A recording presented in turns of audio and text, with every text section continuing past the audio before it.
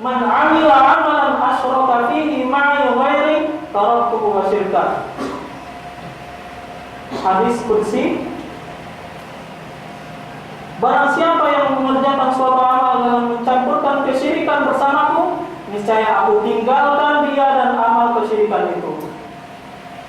Kaum muslimin rahimakumullah, bila Allah Subhanahu wa taala meninggalkannya, yaitu meninggalkan pelaku syirik, siapa lagi yang dapat menyelamatkan dia baik di dunia maupun di akhirat?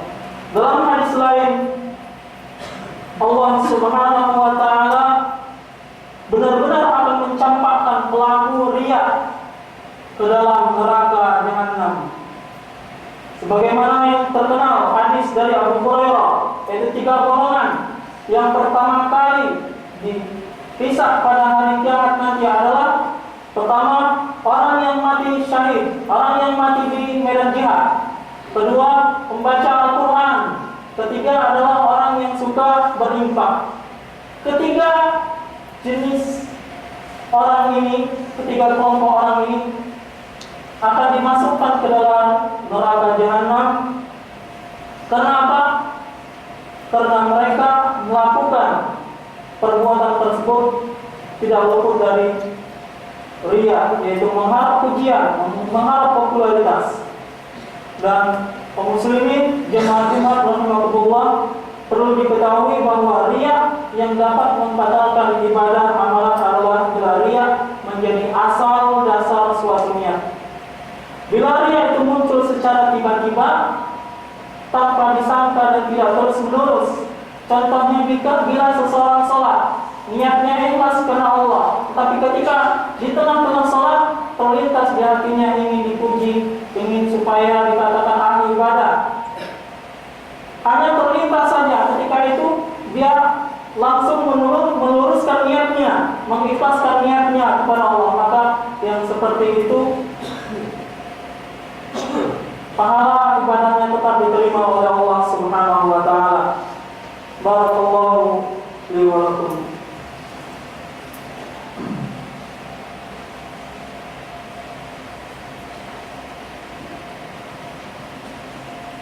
Alhamdulillah, wassalatu wassalamu ala Rasulillah wa ala alihi wa sahbihi wa man wala, wa la hawla wa la quwwata illa billah.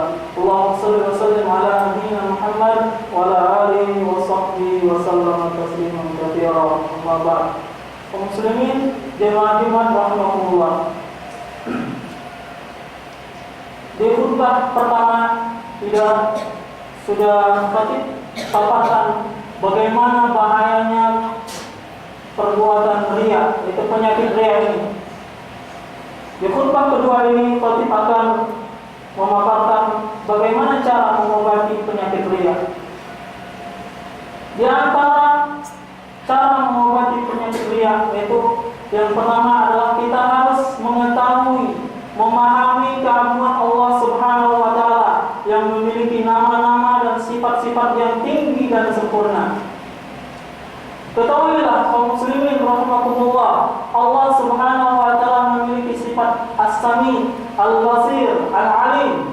Allah memiliki sifat Maha mendengar, Maha melihat, Maha mengetahui.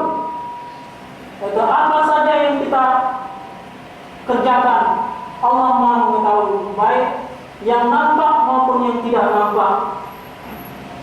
Allah berfirman, "Qul in tukhfu ma fi sudurikum aw tubduhu ya'lamullah." Katakanlah, jika kamu menyembunyikan apa yang ada di dalam hati kamu atau kamu menampakkannya, maka Allah pasti mengetahuinya. Ini yang pertama. Yang kedua, kita harus mengetahui dan mengingat bahaya riya. Dan sudah saya sampaikan tadi banyak bahaya-bahaya riya, baik itu dari ayat-ayat Al-Quran maupun dari hadis Rasulullah SAW. Jika kita menyadari akan bahaya riya, akan kemurkaan Allah dan azabnya yang ditimpa bagi pelaku riya, maka kita akan merasa takut, tidak suka akan melakukan perbuatan tersebut. Dan apa artinya pujian dan sanjungan manusia kalau hanya membuat Allah murka? Yang ketiga, yaitu selalu mengingat akan kematian. Ketahuilah bahwa Setiap jiwa pasti akan merasakan mati. Kullu nafsin dha'iqatul maut.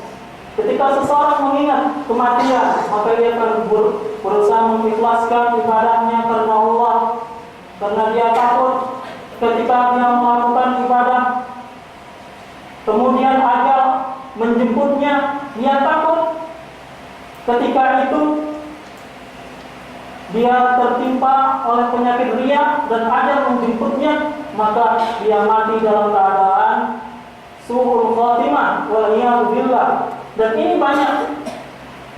Kita sering mendengar orang yang rajin ibadah, tetapi ketika dia mati, meninggal dunia, mati dalam keadaan su'ul khatimah. Ini salah satu penyebabnya adalah dia ibadah bukan karena Allah. Ibadahnya riya, mengharap pujian orang, mengharap sanjungan manusia.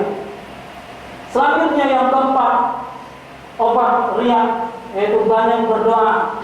Sebagaimana doa yang diajarkan oleh Rasulullah SAW, Allahumma inna na'udzubika min an nusyrika bika syai'an na'lamu wa nastaghfiruka lima la na'lamu.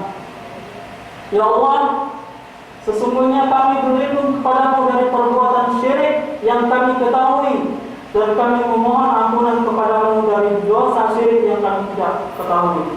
Kemudian yang selanjutnya, yang kelima, terus memperbanyak mengerjakan amal soleh.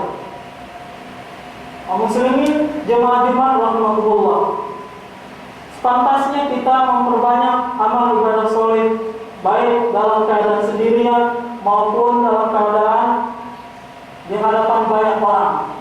Karena dengan melatih untuk melakukan banyak amal ibadah, kita akan terbiasa untuk ikhlas dalam ibadah.